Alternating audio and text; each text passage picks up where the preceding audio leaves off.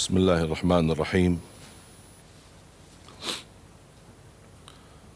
الحمد لله رب العالمين.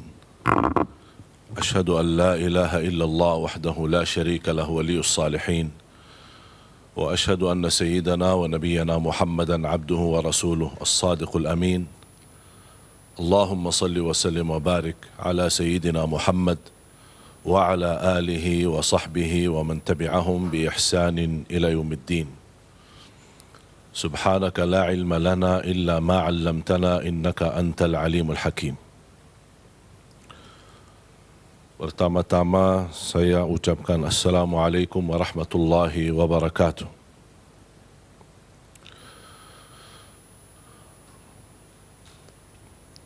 Alhamdulillah wa syukrillah,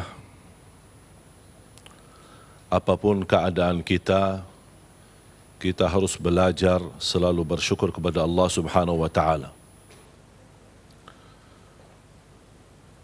Bagaimana kita menghadapi ujian yang cukup memberatkan kondisi dan keadaan kita. Tapi jangan lupa bersabda Rasulullah sallallahu alaihi wasallam,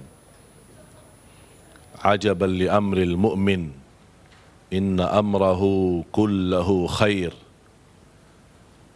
Rasulullah SAW ta'ajub terhadap keadaan seorang mukmin.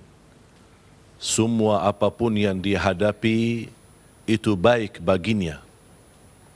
In asabathu sarra'a syakar fakana khairan lah, wa in asabathu darra'a sabar fakana khairan lah, wa laysa dhalika illa lil mu'min.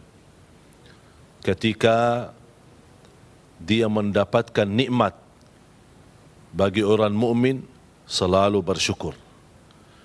Ketika orang mukmin mendapatkan ujian, bala, musibah, sebagaimana kita hadapi wabah ini, itu merubah ujian, dan orang mukmin adalah menghadapinya dengan sabar. Dan hal ini, kata Rasulullah SAW, tidak dimiliki kecuali orang yang beriman, orang mukmin yang mampu bersyukur terhadap nikmat dan mampu sabar terhadap ujian.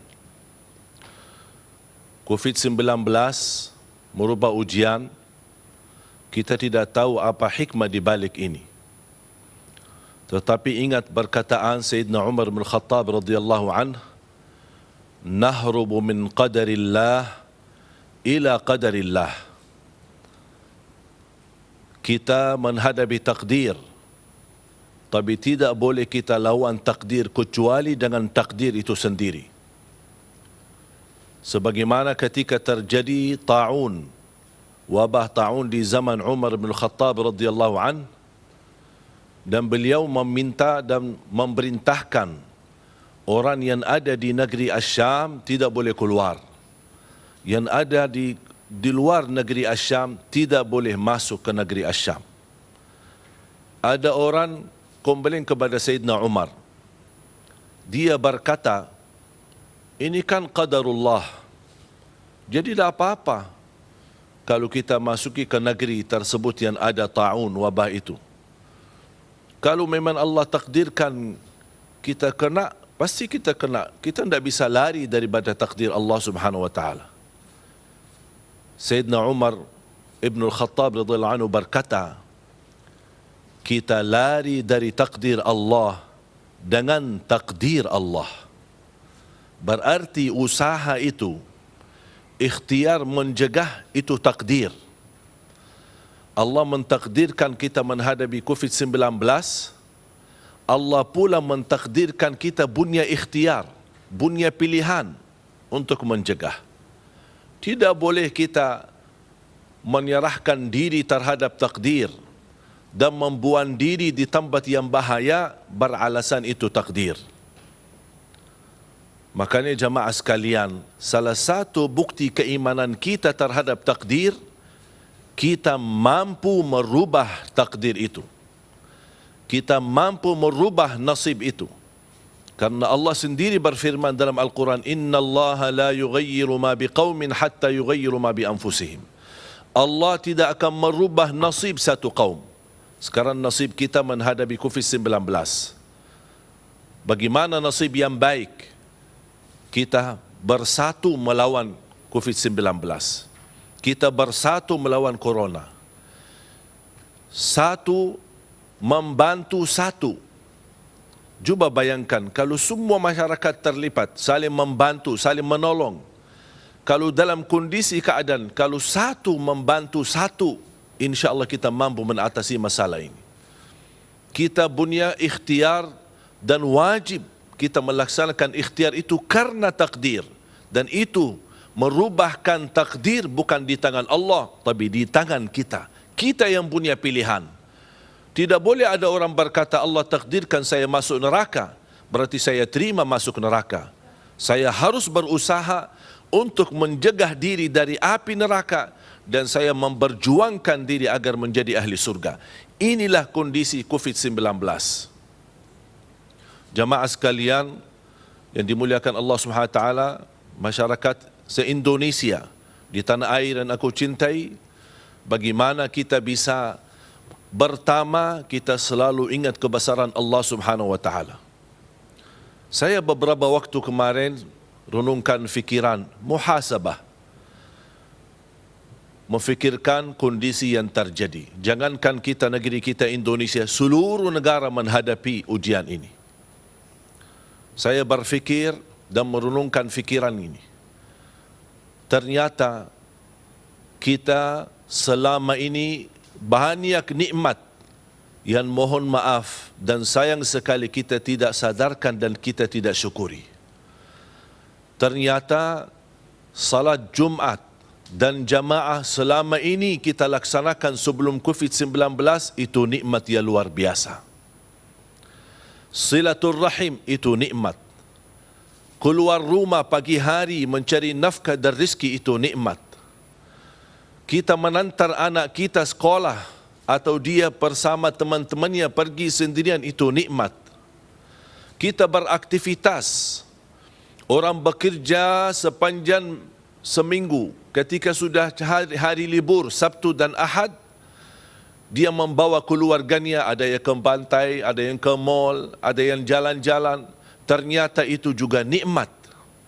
Pulang pergi dengan rasa nyaman, itu nikmat. Kita beraktivitas, apa yang kita suka makan di mana, pergi dengan rasa nyaman, tidak pernah ada rasa takut. Ternyata itu pun nikmat. Tapi ingat, nikmat itu tidak selalu kekal. Bisa berubah. Dan ini buktinya. Dengan hadirnya COVID-19, banyak nikmat yang kita selama ini kita nikmati, tapi tidak kita syukuri. Kita merasa nyaman-nyaman saja. Tetapi ternyata Allah rubahkan nikmat-nikmat yang selama ini kita nikmati, tapi kita tidak syukuri.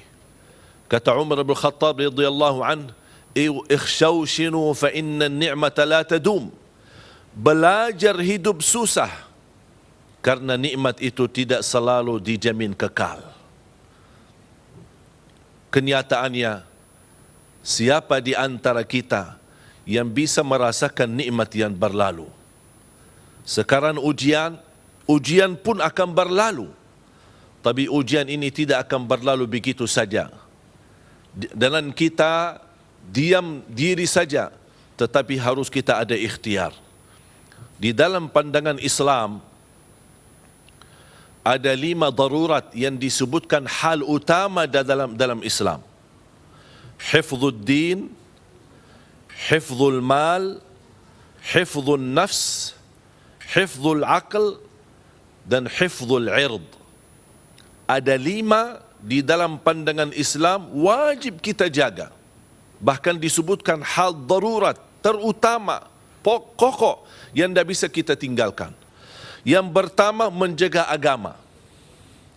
Yang kedua, menjaga nafsu, jiwa. Yang ketiga, menjaga harta. Yang keempat, menjaga akal. Dari semua hal-hal yang mengganggu dan merusakkan akal kita. Narkoba, minuman keras, membuat mabuk, hal-hal yang bisa menghilangkan kesadaran akal kita. Terus yang kelima, menjaga kehormatan diri. Di antara yang disebutkan darurat yang kelima ini, ada 5 darurat hal pokok dalam agama adalah hifdzun nafs, menjaga jiwa. Allah berfirman, wala tulqu biaidikum ila tahlukah, jangan sekali-kali kamu membuang diri di tempat yang membahayakan. Wa ahsinu, berihsanlah, berbuat kebaikan terhadap jiwamu, dirimu, karena Allah mencintai orang-orang yang berbuat kebaikan. Innallaha yuhibbul muhsinin. Ini kesempatan, apalagi kita memasuki dan menyambut bulan suci Ramadan. Menurut saya Ramadan ini, kali ini Allah memberikan ujian. Saya mengambil sebuah hikmah. Allah ingin kali ini ibadah kita berhubungan langsung sama Allah Subhanahu wa taala. Mungkin selama ini kita merasa nikmat sepanjang berkali-kali Ramadan yang berlalu. Nikmat i'tikaf, nikmat tarawih, nikmat buka bersama, nikmat ramai-ramai ke masjid. Tapi nikmat itu, saya ingatkan lagi, belum tentu kekal. Belum tentu dijamin terus-menerus. Kali ini, kita bisa menikmati Ramadan, tapi dengan kita bermunajat di rumah. Kita tarawih di rumah masing-masing. Kita menjaga diri di rumah. Karena ada hal utama dalam pandangan Islam, wal wiqayatu khairun minal ilaj. Mencegah itu lebih wajib, lebih baik daripada berobat. Artinya, mencegah dari apa? Dari segala sesuatu yang bahaya, apalagi dalam kondisi wabah. Dan wabah ini bukan pertama kali terjadi dalam sejarah Islam. Banyak sudah disebutkan oleh para ulama cerita-cerita. Sebagai Imam Ibnul Jauzi di tahun 440-an sudah menceritakan wabah. Sambil beliau menggambarkan masjid tertutup, pasar-pasar tertutup, sambil jalan-jalannya sepi, tidak ada satu pun orang yang jalan. Begitu kondisi dan keadaan. Dan ini sudah terjadi berkali-kali. Bahkan Al-Imam Syafi'i yang kita ikuti mazhabnya. Cuba tolong orang yang ingin betul-betul mengikuti pandangan Imam Syafi'i. Dan saya yakin Imam Syafi'i kalau masih hidup dan masih ada di tengah kita akan mewajibkan kita diam di rumah. Karena itu pandangan Islam. Apa kata beliau?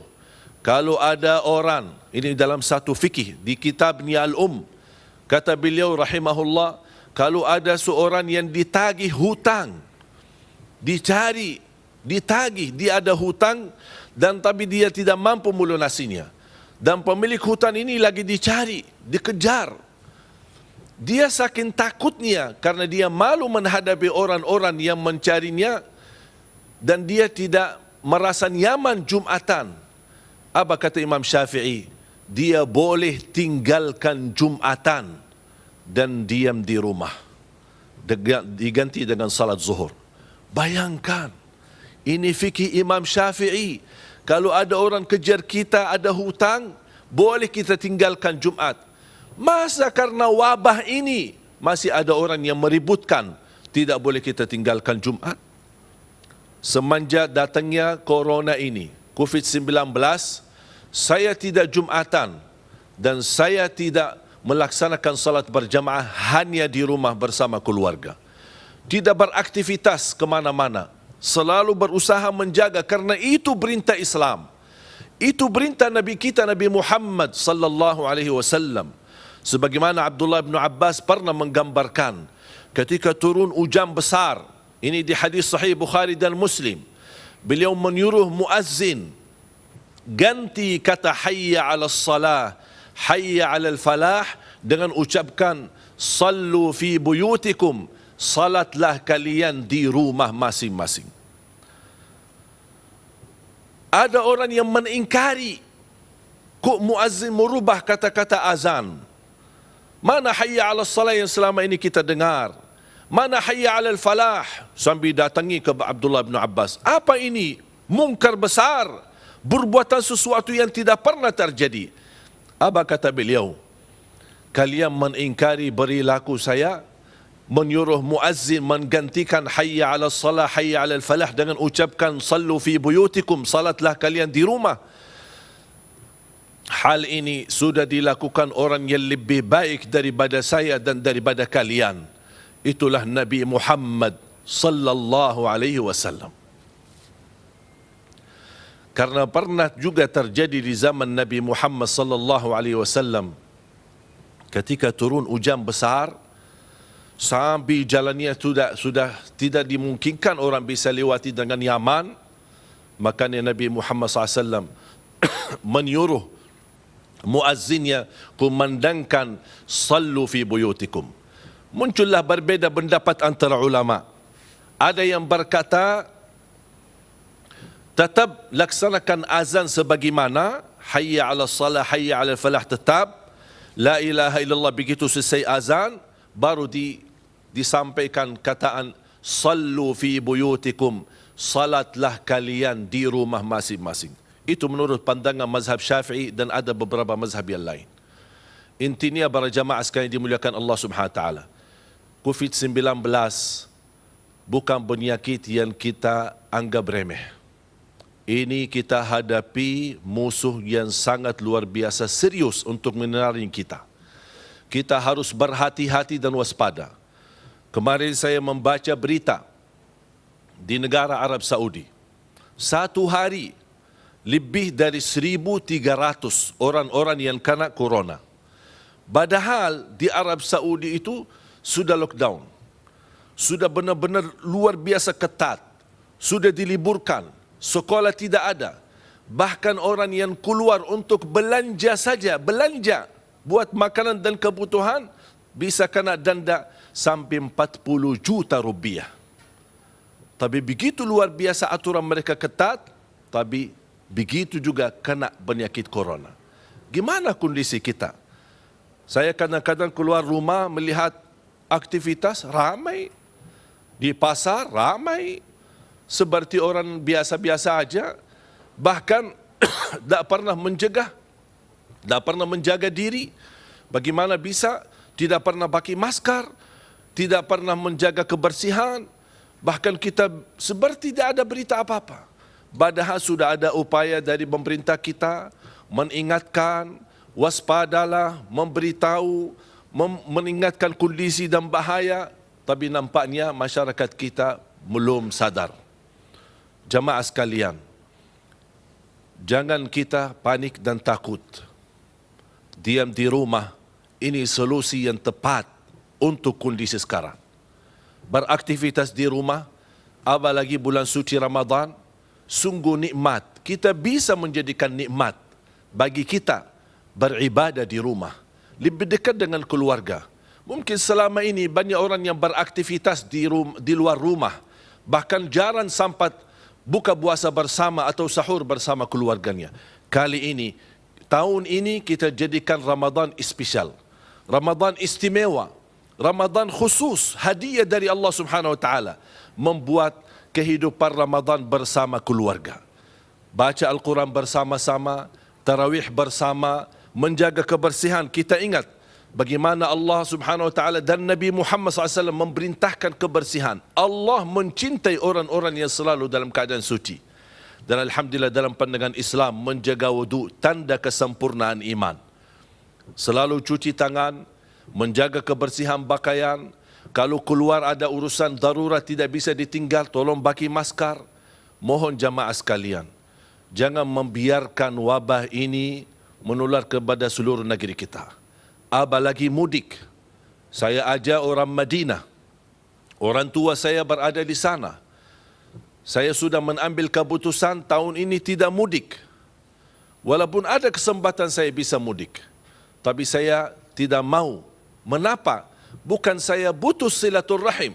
Siapa yang tidak ingin silaturahim bertemu dengan orang tuanya? Orang tua kita adalah surga. Surga kita di dunia. Makanya kita ingin silaturahim bersama mereka. Bahkan kita tidak mau tinggalkan mereka. Tapi kondisi yang menentukan. Kita tidak butuh silaturahim. Tapi tetap kita bisa dan mampu menjalin silaturahim melalui video call. Dalam jarak jauh. Mudik, kita tahun ini menjadikan mudik kita di rumah untuk menjaga keluarga kita, menjaga kebersamaan kita dan menjaga kesihatan kita. Mungkin ada orang berkata, saya mampu menjaga diri. Sebenarnya jamaah sekalian, bahayanya sebenarnya bukan orang yang sakit. Yang lebih bahaya, kalau anak muda yang sehat, fisiknya kuat, beraktivitas luar biasa lancar, dia kena sakit, dia sudah positif corona, pulang ke rumahnya, bersalaman dengan orang tuanya yang sudah tua dan usia, barangkali ada di antara keluarganya yang sakit-sakitan, disitulah menular penyakit ini dan bisa mengakibatkan meninggalnya orang tuanya. Orang berkata, anak muda, saya sehat dan merasa kena corona, saya biasa-biasa aja. Ya, memang biasa-biasa aja. Tetapi belum tentu karena Anda belum pernah cek, belum pernah periksa, bisa positif corona, walaupun Anda merasa dirinya kuat dan sehat. Hati-hati, ini bisa tertipu dan bisa kita kena bahaya corona dari tempat yang kita tidak sadari. Makanya jemaah sekalian, waspadalah. Selalu menjaga kebersihan, cuci tangan dengan sabun dengan air yang mengalir minimal 20 detik, dan kita terus selalu berpakai masker. Apabila ketika sudah kita ada perlu kita keluar, kita usaha jaga jarak minimal 1 sampai 2 meter. Ini kondisi kalau kita darurat. Tapi kalau boleh saya usulkan, stay in home, diam di rumah. Tidak ada urusan yang terbinting daripada untuk menjaga kesihatan kita. Di dalam pandangan Islam, menjaga kesihatan itu wajib. Makanya kita harus selalu berusaha untuk mencari ridha Allah Subhanahu wa taala.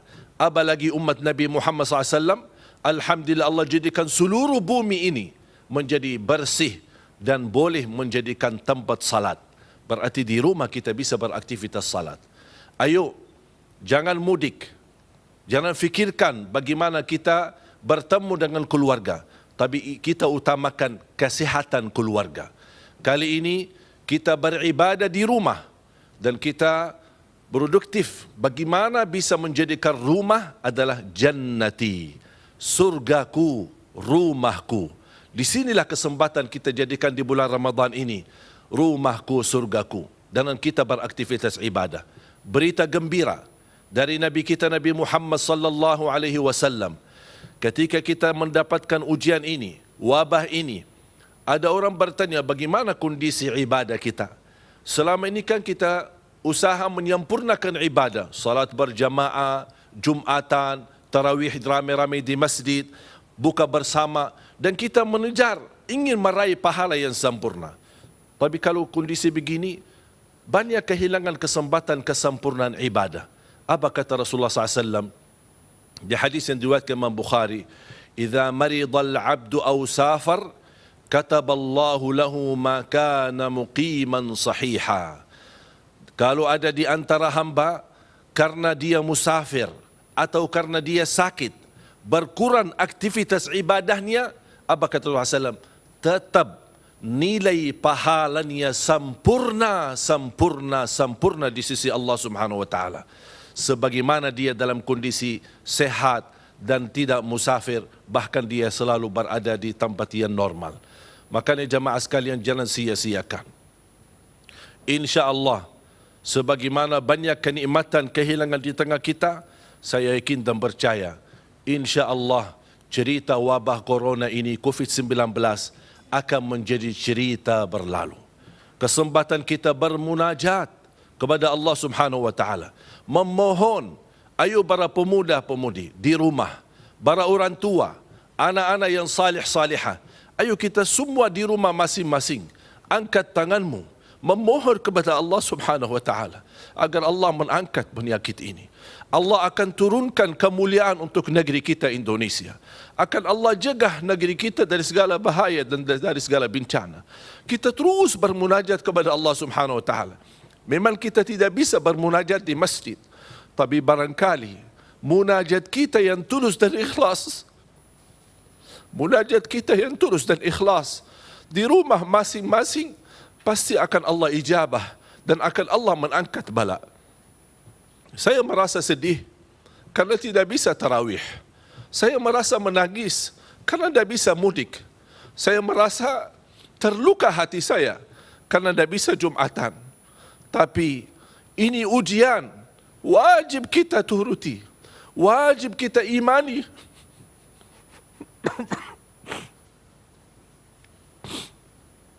Wajib kita percaya takdir Allah.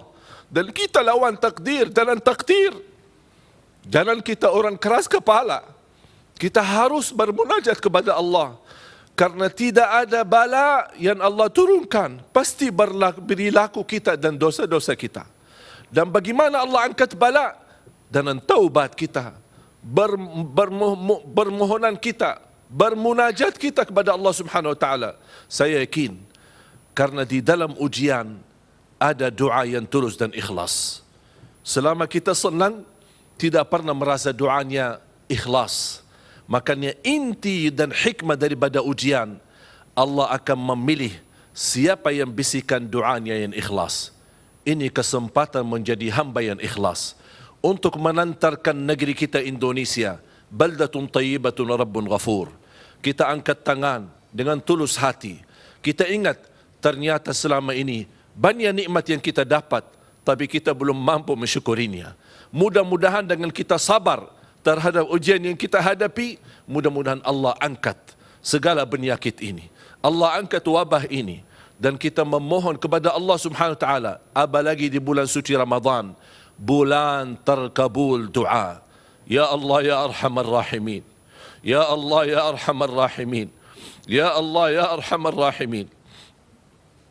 Berilah kepada kami kemampuan agar kami waspada, agar kami selalu menjaga diri, agar kami selalu turuti dan taati perintah agamamu, perintah agama Islam.